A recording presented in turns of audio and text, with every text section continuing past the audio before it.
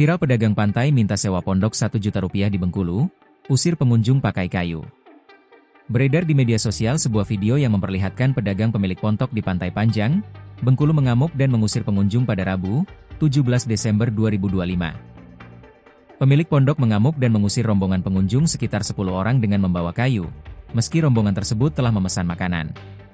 Setelah video tersebut menjadi viral di media sosial, wartawan tribunbengkulu.com mencoba mengonfirmasi langsung kronologi kejadian kepada pengunjung. Salah satu pengunjung, Dewi, menjelaskan bahwa dirinya datang bersama keluarga usai mengantar orang tuanya berangkat umrah.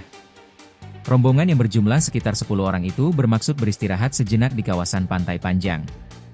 Setelah menemukan pondok yang terlihat kosong, rombongan Dewi duduk untuk beristirahat.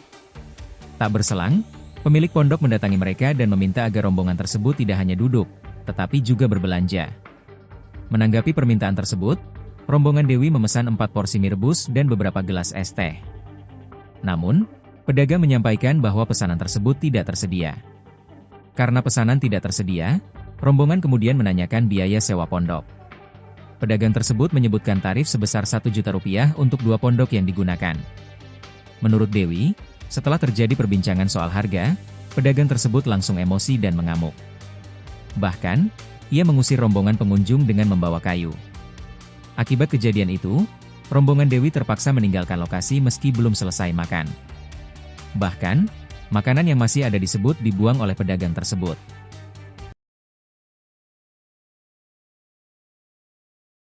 Download Tribun X sekarang, menghadirkan lokal menjadi Indonesia.